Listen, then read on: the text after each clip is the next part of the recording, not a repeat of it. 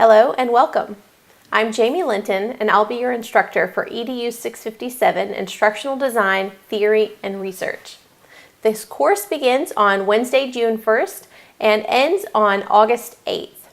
This is our digital syllabus. It's a quick 5-minute overview of the course. On our Canvas site, you'll find a link to a more detailed syllabus. I'm going to take you to our Canvas site in just a moment, but first let me give you a quick overview of the course. If you'd like to meet with me anytime this summer, I'm available for virtual office hours. We can do those either through Google Hangouts or through WebEx. Just send me a message in Canvas or send me an email to set up a virtual office hour meeting. You'll find all the resources you need for this course in our Canvas course site, which I'm going to show you in just a moment. You can also find our detailed syllabus here at this link. It's bit.ly/EDU657 Summer 16, and it is case sensitive. You'll also find a link to that on our Canvas site. These are the learning outcomes for EDU 657. Students will know and apply principles for instructional design. Students will interact with instructional design models. Students will critique and compare instructional design models. Students will analyze current instructional design research literature. And students will use techniques for active online learning. Now let's take a look at the tasks that are going to help us meet these outcomes. Your first task is going to be interacting with multiple instructional design modules. You'll find in Canvas there are several different content pages to introduce you to a variety of different instructional design models. You'll be exploring and interacting with multiple instructional design models in the hopes of finding a model or two that might work well for you as an instructional designer.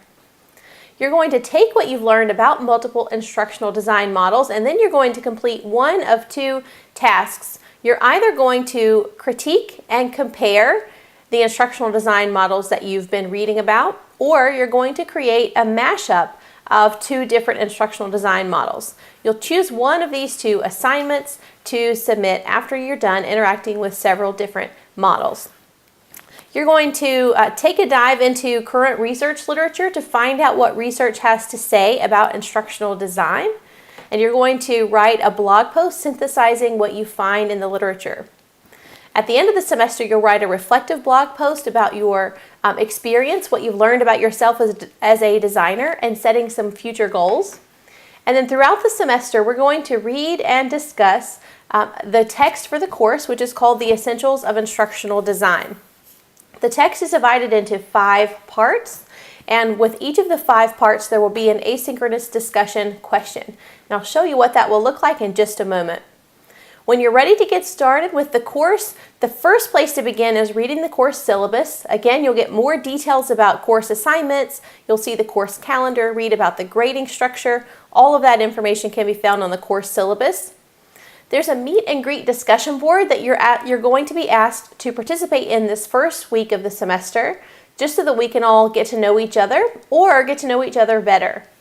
Also begin exploring the Canvas site by taking a look at the module called EDU 657.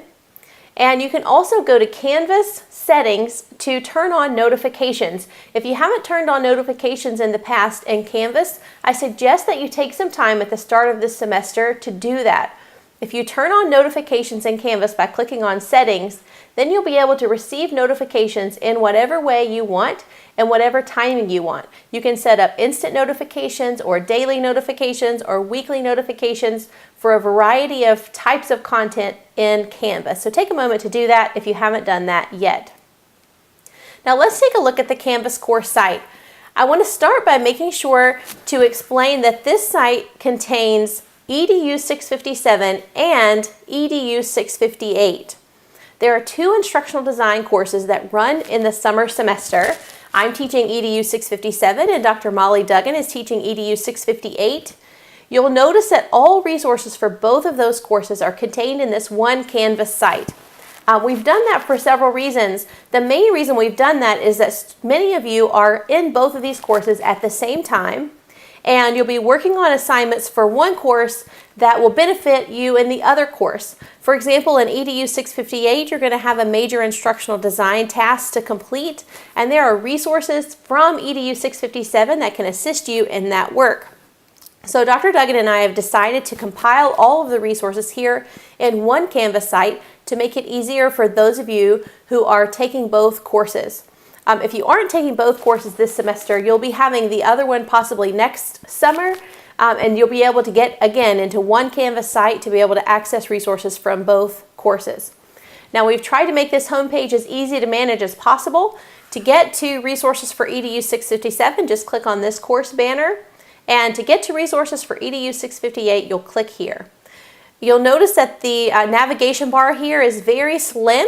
We really only want you to focus on what you need for 657 or what you need for 658. So for now, I'm going to click on 657, and it's going to take me into modules. You'll notice here that there's a module called EDU 657. Everything you need for this course is here in this module. You'll also find, if you scroll down, everything for 658 is housed in this module. And then further down, there's a really helpful module called Course Resources. Here you'll find a lot of great resources for instructional design. If you're interested and you want to know more than we can do in this short summer semester, there's a lot of great stuff here in this module. And another really helpful module for you is this Technology Resources module. So you're going to be asked to use a lot of technology tools in both courses over the summer if you're in 657 or 658 or both. And this module may have some helpful resources for you in locating and evaluating tools that you may need. Since this is a 657 video, I'm going to focus my time here on EDU 657.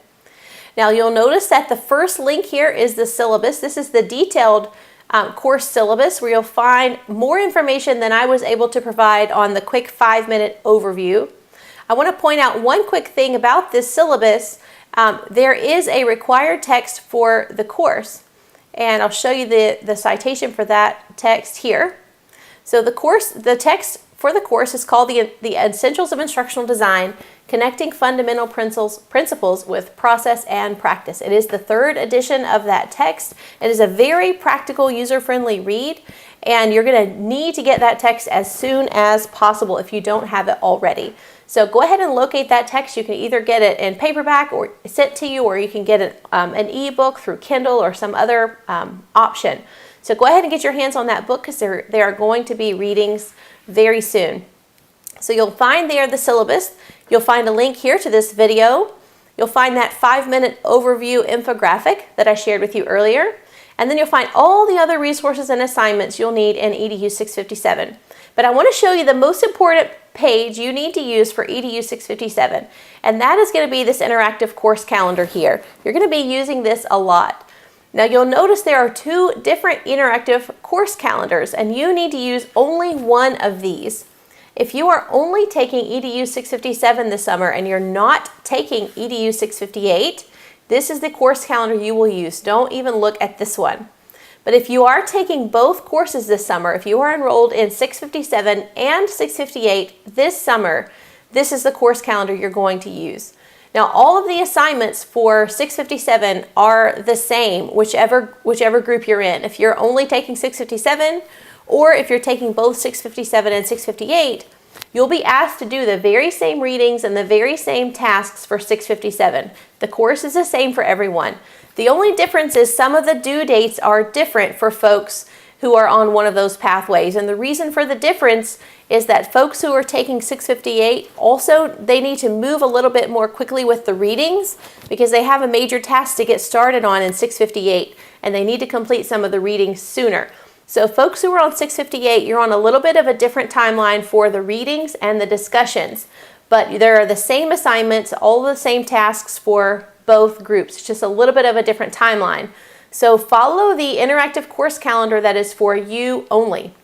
I'm going to take a look here at the EDU 657 only interactive course calendar. This is for students who are only taking EDU 657 and are not also taking EDU 658. You'll find here it specifies that this course calendar is for students who are enrolled in EDU 657 only. You'll notice that this course calendar is interactive. This is the very same course calendar that you will find on our course syllabus, but the difference here is that it's interactive, meaning you can click on these tasks and visit the tasks in Canvas. I would encourage you to start at this course calendar every time you log into our Canvas course site and get to everything from here. I think it will be easier for you to navigate the course site if you just start with the course calendar every time. So you'll find week 1, these are your tasks and these are the due dates. So when you're ready to participate in the meet and greet discussion board, just click here and it'll take you there. The course is not published, so it's not going to load right now. When you're ready to submit the link to your blog, click here. When you're ready to start interacting with those instructional design models, you'll click here. Everything you need to complete is going to be linked here in the interactive course calendar. I would encourage you again to only visit this site. So you might start out by going to modules, and then instead of trying to navigate this list of resources in the module, go to the course calendar, see what's due that week, and get to it from that link. That's going to make it really easy and clean for you. Otherwise, it might be a little difficult to follow because there are 2 courses in one Canvas site, and because we have some people on different tracks. Follow your course calendar and you should be good to go. Now I want to talk about one other thing in detail before I wrap up this video and let you get started with the course. You'll notice here this is the second interactive course calendar. Those are for folks in both courses, and you'll see here the timeline's a little bit different, but the assignments are the same. So the one quick thing I want to talk through with you is the discussions that will be taking place throughout the semester based on the reading. So you're all going to be asked to purchase this text, The Essentials of Instructional Design, which is the 3rd edition again. And like I mentioned earlier, the book is divided into 5 parts, and each of those parts has a couple of chapters, 2 to 3 chapters in each part or each section of the course. With each part or section of the text, there is an accompanying discussion. It's going to be an asynchronous discussion. Here's where you have an option for how to participate in the discussion. Each of you can choose to either participate in the discussion on Canvas or by using Voxer. First, let me talk about the Canvas option, and then I'll talk about the Voxer option. You'll notice here that I've posted both timelines. This is the timeline for students who are only taking 657, and this is the timeline for discussion for students who are in 657 and 658. You'll notice this is the only difference in the course is the timelines for getting the reading done and participating in the discussions. If you choose to participate in discussions on Canvas, maybe you're really familiar with Canvas discussion boards, you want to stick with that because that's what you know, you'll notice there are 5 discussion boards here underneath this assignment, read and discuss the essentials of instructional design. You'll see a part 1 discussion board, a part 2 discussion board, a part 3, a part 4, and a part 5. When you've done the reading in part 1 and you're ready to participate in part 1 discussion, I'm going to leave student view so it'll let me show you this. I apologize. Okay, when you're ready to go into part 1, you'll click there, and what you'll see is, again, you'll see the timeline and you'll see the prompt or the question for part 1. In order to participate in this discussion, you should have read part 1, which is chapters 1 and 2, and you'll see a discussion question or a series of questions here. And you'll post your reply to the Canvas discussion board as you normally would. So the Canvas is a great option for participating in discussions this semester. You'll find a rubric here at this assignment. This rubric is how you will be graded for each of your discussion board posts. So each time you participate in those 5 discussion boards, this is the same rubric that will be used. This rubric will be used whether you choose to participate in discussions on Canvas or whether you choose to participate in discussions through Voxer. So let me talk you through the Voxer option for discussions. Due to the craziness of summer schedules and the fact that many of you may be traveling, you have irregular schedules, you may have children with you more than normal, and you may find it difficult to get to a computer to participate in discussions on a regular basis, we are offering you the option of using Voxer, which is a discussion tool that you can use if you're on the go a lot this summer. So I'm going to allow you to either participate in discussions on Canvas or on Voxer. If you're new to Voxer, you can click here to learn more. I've created a page to provide some helpful information to help you just evaluate whether Voxer or Canvas might be a better fit for you this summer. Maybe you've heard of Voxer and you're familiar with it and you just want to try it out. Or maybe you're thinking, yes, I am going to be gone a lot this summer. It is going to be hard for me to get to a computer, a few times a week to participate in an ongoing basis in discussion, so it might be better to use Voxer. Or you may say, hey, I'm really familiar with Canvas, I'm going to stick to what I know. Either way is great. We just want to give you these two options so you can choose the one that's the best fit for you. So Voxer is a free app. It's also a free website. You can get to it at Voxer.com or download the free Voxer app. The app or the tool allows you to participate in chats or messages or discussions, Voxer calls them chats, with other folks. You can either have a one-on-one chat or you can have a group chat with several people in one group. That's what we'll be doing for Voxer this summer. If you choose to use Voxer, I'll be creating a group for all of you who choose to use Voxer. We'll be in one Voxer chat together, and we're going to use Voxer for our discussions then instead of using Canvas. The same questions and the same rubric will be used whether you're participating in a discussion on Canvas or participating in a discussion on Voxer. So either way you choose to go, make sure you take the time to thoroughly read the questions and take the time to thoroughly read the rubric to see how you will be evaluated on your participation in discussions. Some benefits of Voxer are that you have multiple ways to participate. You can either do it from your computer or you can do it on your mobile device. Also, sometimes talking is just faster and more convenient than typing. Voxer allows you to participate on the go, and it makes it easy to share images and videos. So if you found an image or you just seen something or experienced something that you think really ties in with that week's discussion board, you can easily upload an image or a video to our Voxer group. If you want to get started with Voxer, you'll need to visit Voxer.com and sign up for a free account, or download the free Voxer app and sign up that way.